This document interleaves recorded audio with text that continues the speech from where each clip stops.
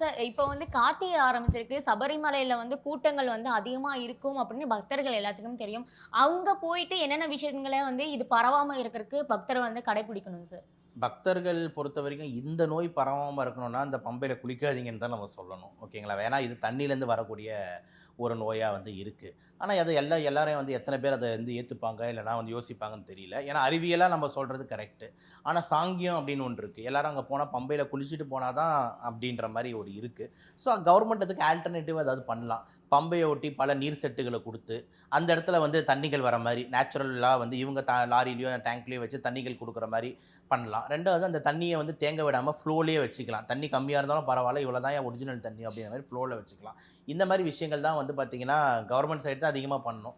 மக்களுக்கு ஏன்னா நம்ம என்னதான் சொன்னாலும் அது கொஞ்சம் சில நேரத்துல தவறா போய் முடியறதுக்கு வாய்ப்பு இருக்கு. ஏன்னா நீங்க போய் குடிக்காதீங்க. ஏன்னா என்னது அது அகைன்ஸ்ட் இதுவா பேசுறாருன்ட்டு. ஸோ அதனால அப்படிலாம் கிடையாது. ஏன்னா நம்மளும் வருஷம் வருஷம் சபரிமலைக்கு போற ஆள் தான். ஸோ அப்படின்னும்போது மக்கள் பார்த்தீங்கன்னா, கொஞ்சம் ரொம்ப தண்ணிக்குள்ள முழுங்கி, மூச்சு இழுத்து இதெல்லாம் பண்ணாம, கைய காலெல்லாம் கொஞ்சம் கழுவிட்டு மேலாக்க ஒரு காக்கா குளியல்னு கேள்விப்பட்டிருப்போம். அந்த மாரி ஏதாவது ஒண்ணு போட்டுட்டு, டீசென்ட்டா ஏறிறது பெட்டர் அப்படின்றது தான் நம்ம பார்க்குறோம். இந்த நோய் வராம தடுக்கிறதுக்கு.